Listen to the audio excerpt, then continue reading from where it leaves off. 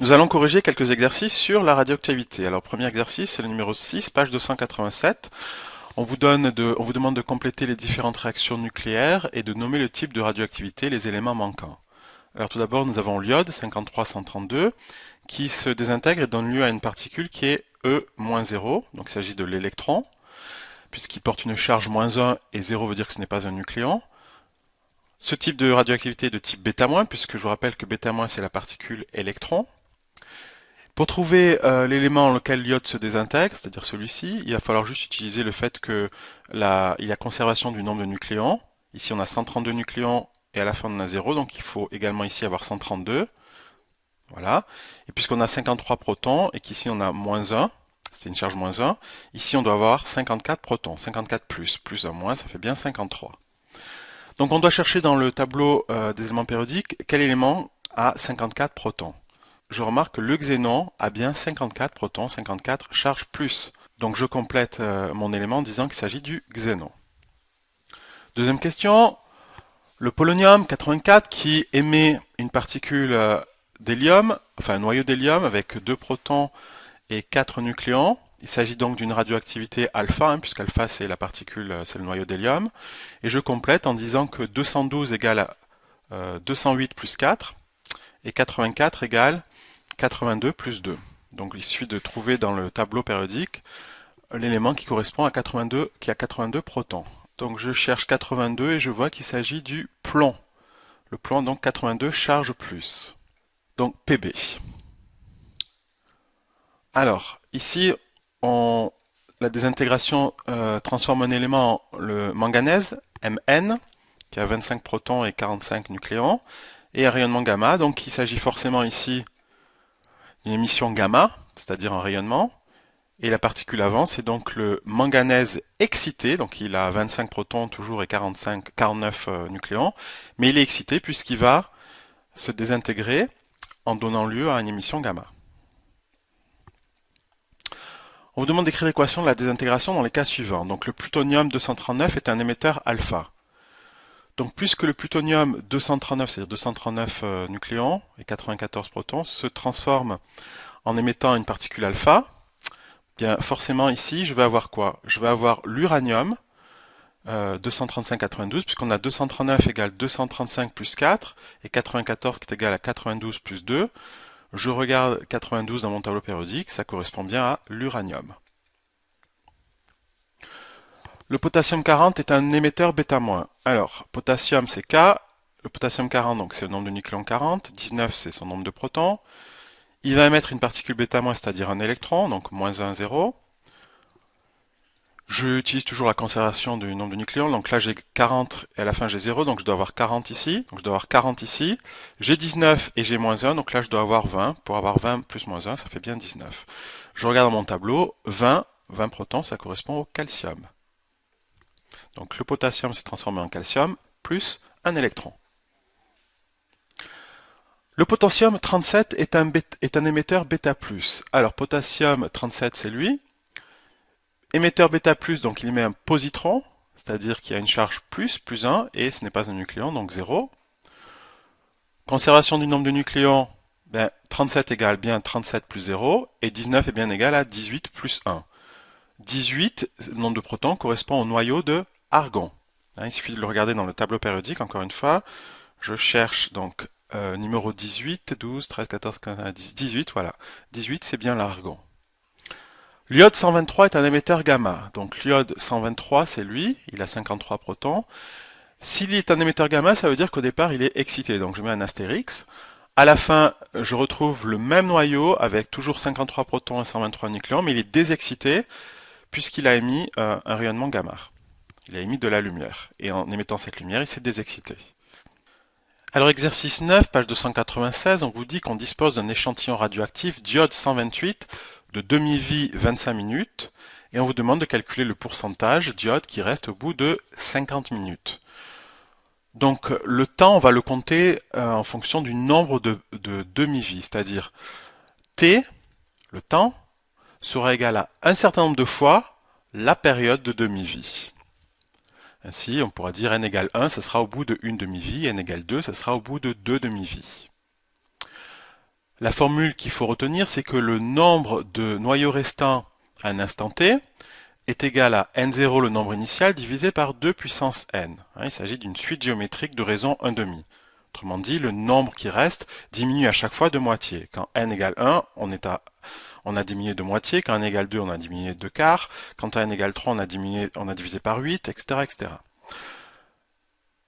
Alors, ce qu'on appelle le pourcentage de noyaux restants, c'est égal, la définition, c'est le nombre de noyaux à l'instant t divisé par le nombre initial de noyaux. Donc on rapporte le nombre de noyaux restants on compare par rapport au nombre de noyaux qu'il y avait au départ. On fait une division, donc il s'agit bien d'un pourcentage. Il n'y a pas d'unité.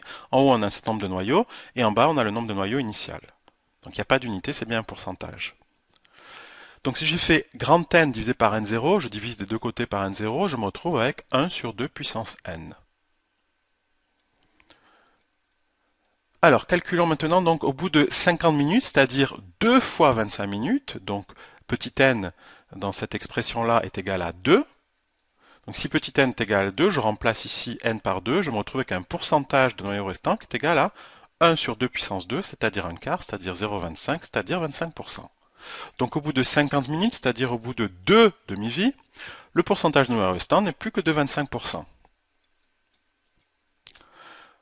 On vous demande ensuite au bout de 75 minutes. 75 minutes, c'est 3 demi-vies, c'est-à-dire 3 fois 25. Donc petit n égale 3. Donc le pourcentage de noyau restant, c'est 1 sur 2 puissance 3, c'est-à-dire 0,125, autrement dit 12,5%. Donc au bout de 3 demi-vies, c'est-à-dire 75 minutes, on n'a plus que 12,5% de noyau restant. Exercice numéro 10, on vous demande, donc on vous dit à l'instant t égale 0, le nombre moyen de noyaux de technétium 99 dans une dose injectée à un patient réalisant une tomoscintigraphie est N0. Ça c'est pareil pour tous les noyaux, au départ c'est N0. On vous demande de reproduire et compléter le tableau suivant en fonction de N0. Alors t c'est le temps et N c'est le nombre de noyaux qui reste. Donc quand t égale 0 demi-vie, c'est-à-dire t égale 0, eh bien on a le nombre de noyaux restants qui est égal à la formule N0 sur 2 puissance petit n, mais ici petit n égale 0. Ça fait donc N0 sur 2 puissance 0, ça fait en bas le dénominateur est égal à 1, donc ça fait N0 sur 1, c'est-à-dire N0. Donc quand t égale 0, on a N0. Quand t égale t de 1 demi, c'est-à-dire une demi-vie, on a petit n qui est égal à 1. Donc on aura un nombre de noyaux restants qui est égal à N0 sur 2. Ça, on le sait déjà. Au bout de 2 demi-vies, on a le nombre de noyaux restants qui est égal à N0 sur 4. Au bout de 3 demi-vies, on a le nombre de noyaux restants qui est égal à N0 sur 8, etc., etc. Et au bout de n demi-vies, on a la fameuse formule N0 sur 2 puissance n. On vous demande de construire le graphique représentant le pourcentage de noyaux désintégrés. La formule précédente vous donnait, je vous rappelle, elle vous donnait le nombre de noyaux restants, elle ne vous donnait pas le pourcentage. Pour avoir le pourcentage, il va falloir juste diviser par le nombre n0. Donc le pourcentage, c'est grand N à un instant quelconque, divisé par n0.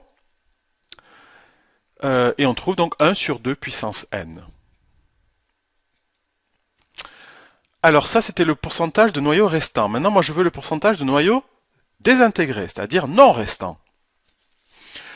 On applique la fameuse formule des probabilités, c'est-à-dire que le total 100% est égal au pourcentage restant plus pourcentage désintégré.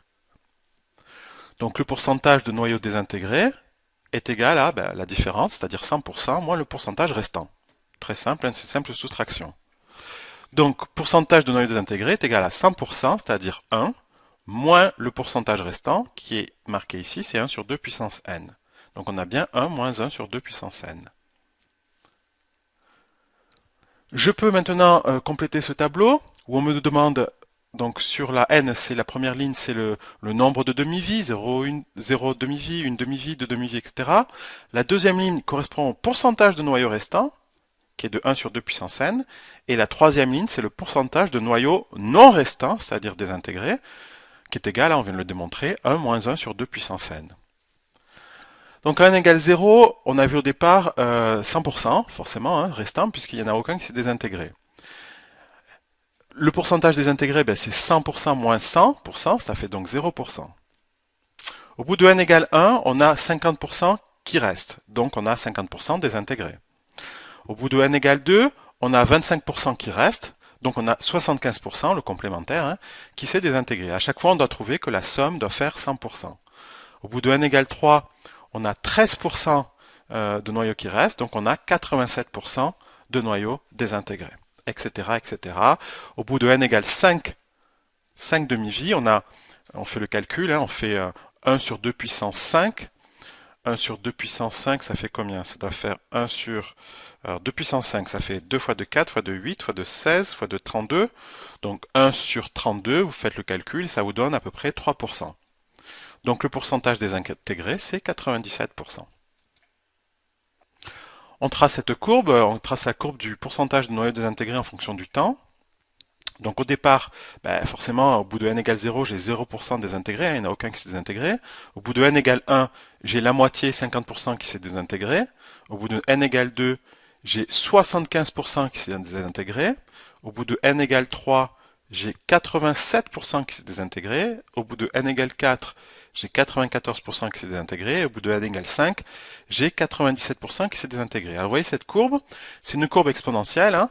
C'est exactement la symétrique, c'est la courbe symétrique de la courbe qui représente le pourcentage de noyaux restants. Hein, je vous rappelle, le pourcentage de noyaux restants, c'était une courbe qui ressemblait à ceci, une courbe descendante, mais elle était exponentielle aussi. Hein. Elle était exactement symétrique par rapport à celle-ci. Symétrique par rapport à l'axe ici, 50%.